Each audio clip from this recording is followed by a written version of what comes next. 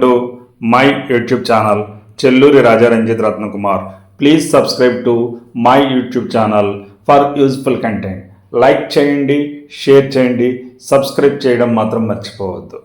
FD చెయ్యాలనుకుంటే పెట్టుబడికి రక్షణకు రాబడికి హామీ ఉండడం అనేది ముందుగా మనకు గుర్తొస్తే ఫిక్స్డ్ డిపాజిట్లు ఎఫ్డీలే గుర్తుకొస్తాయి.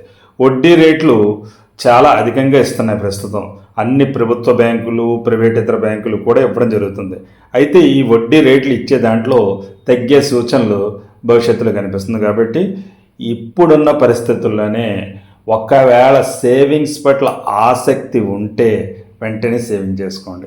దీనివల్ల ఫిక్స్డ్ డిపాజిట్ల మీద వచ్చే వడ్డీ రేటు అధికంగా ఉంది కాబట్టి అది పొందే వీలు ఉంటుంది. కానీ కొద్ది కాలం అంటే కొద్ది నెలల్లోనే ఈ వడ్డీ రేట్లు తగ్గే సూచనలు ఉన్నాయి. కాబట్టి అధిక రాబడిని ఆశించే ఎవరైనా ఈ సేవింగ్స్ చేసుకోవడం భద్రతకు, రాబడికి చాలా చక్కగా ఉంటుంది. ఇవి ప్రభుత్వ, ప్రైవేట్ బ్యాంకులు అందరికీ అందిస్తున్నాయి.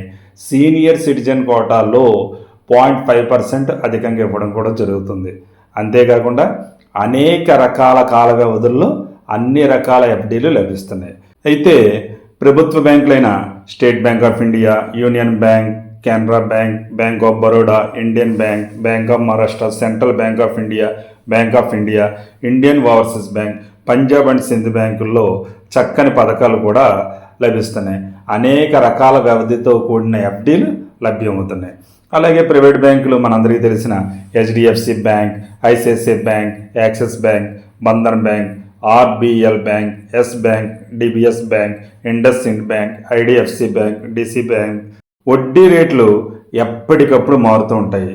సీనియర్ సిటిజన్లకు 0% వడ్డీ అనేది మాత్రం ఎప్పటికీ కొనసాగుతూనే ఉంటుంది.